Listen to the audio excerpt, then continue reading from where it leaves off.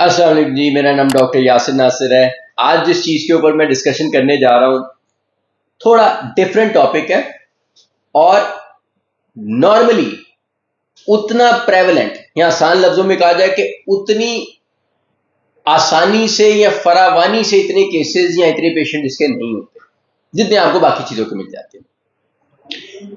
इसकी एक एग्जाम्पलीफाई करके इसको समझाऊंगा। इस चीज़ को मैं, पेशेंट डॉक्टर के पास आता है, आकर कहता है डॉक्टर साहब मेरी सांस की नाली में सीटियां बोलती हैं, मुझे बलगम वाली खांसी आती है ढेलियों की सूरत में, सख्त बलगम ढेलियों की सूरत में, और डॉक्टर साहब मुझे डॉक्टर ने इनहेलर एडवाइस किए हैं लेकिन उन इनहेलर से मुझे फर्क नहीं पड़ा। दोबारा रिपीट कर रहा हूं एक और एंगल से। मरीज डॉक्टर के पास आया, उसकी सांस की नाली में सीटियां थी, बलगम वाली खांसी थी, दमे के ट्रीटमेंट के तौर पे उसका इलाज होता रहा, इनहेलर्स वो लेता रहा, लेकिन उससे कोई फर्क नहीं पड़ा। अब डॉक्टर होने के नाते आप कुछ टेस्ट इसमें मजीद करवाते हैं और एक खास किस्म की बीमारी के लिए इसको चेक करते हैं जिसे कहते हैं ABPA, या अगर फुल फॉर्म में इसका एक्सप्लेन करूं तो एलर्जिक ब्रोंकोपल्मोनरी एस्परजिलोसिस। नाम याद करने की जरूरत नहीं है, आसान लेके करता हूं, आसान बनाकर इसको बताता हूं आपको। एलर्जिक ब्रोंकोपल्मोनरी एस्परजिलोसिस एक ऐसी बीमारी है जिसमें फंगस लंग्स के अंदर जाती है। लंग्स उस फंगस को देखते साथ ही अपना रिएक्शन देते हैं और फौरन रिएक्शन के तौर पे सांस की नालियों को चोक कर लेते हैं, बंद कर लेते हैं, और कुछ एरियाज में फेफड़े के गोश में सुराख भी पड़ जाते हैं, ब्रोंकिटिसिस भी हो जाती है या होल्स पड़ जाते हैं। इसके अलावा भी बहुत कुछ होता है, लेकिन मैं आसान लफ्जों में रह रहा हूं। फंगस अंदर गई, जिस्म ने उस फंगस को रिस्पांस दिया, रिएक्शन दिया और सांस की नालियों को चोक करना शुरू कर दिया। साथ में कहीं कहीं पे फेफड़ों में सुराख पड़ने शुरू हो गए, जिनमें फिर वही बलगम फंसना शुरू हुआ। बलगम फंसते फंसते गाढ़ा हुआ, गाढ़ा होके पेशेंट ने खांस के निकाला और वो ढेलियों की शक्ल में आना शुरू हो गया। तो ढेलियों वाली बलगम इसी सूरत में आती है कि आपकी सांस की नाली के जरिए जो प्रॉब्लम अंदर गया, जो बलगम अंदर गया, वो फेफड़ों के सुराखों के अंदर पड़ा रहा और वहां पे जमना शुरू हो गया और गाढ़ा हो गया। अब दमे के मरीज इनहेलर को इस्तेमाल करते हैं और इनहेलर के इस्तेमाल करने से बेहतर भी हो जाते हैं। इस केस के अंदर या इस ABPA नाम की बीमारी के अंदर आपको एंटी फंगल भी इस्तेमाल करनी पड़ती है, यानी फंगस को मारने वाली दवाई इस्तेमाल करनी पड़ती है।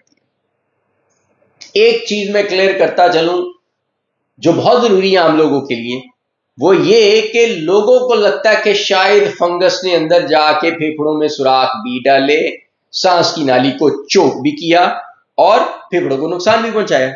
ऐसा नहीं। मैंने शुरू में एक लाइन बोली, फंगस अंदर गई, आपके जिस्म ने उस फंगस को रिस्पॉन्स शो किया, रिएक्शन शो किया, और आपके जिस्म ने ही सांस की नालियों को तंग किया और फेफड़ों में सुराख डालने शुरू कर दिए। इम्यूनिटी अगेंस्ट हो गई, आपकी कुव्वत मुदाफत अगेंस्ट हो गई आपकी। फंगस ने जाकर डायरेक्टली अंदर ना फेफड़ों को खाया और ना सांस की नालियों को चोक किया। ये आपकी बॉडी है जो उस फंगस को देखते ही इश्तियाल अंगेज हो गई और उससे सारा कुछ करना शुरू कर दिया, जिसमें सांस की नालियां भी बंद की, फेफड़ों के अंदर सुराख भी डाले, सीटियों की आवाजें भी आनी शुरू हुई, बलगम वाली खांसी भी आनी शुरू हुई। ये सब कुछ जिस्म कर रहा है। फंगस ने सिर्फ अंदर जाकर आपके जिस्म के रिएक्शन को एक्टिवेट कर दिया, या आपके जिस्म का मुदाफती निजाम या आपके जिस्म को अपने जगा दिया कि मैं फंगस हूं और मुझे किल करो। तो आपकी बॉडी ने सारा कुछ करना शुरू किया। फंगस ने डायरेक्टली जाकर चीजों को या फेफड़ों को या सांस की नालियों को नहीं खाया, क्योंकि वो अलग फंगस की बीमारी होती है। वो हम फिर किसी डिटेल वीडियो में डिस्कस करेंगे कि दूसरी फंगस की बीमारी कौन सी होती है। फिल वक्त हम ABPA पे रहते हैं। अच्छा, अब ABPA हो गया, यानी ये बीमारी हो गई। डॉक्टर ने अब क्या किया कि साथ ही एंटी फंगल दवाइयां या फंगस को किल करने वाली दवाइयां देनी शुरू कर दी।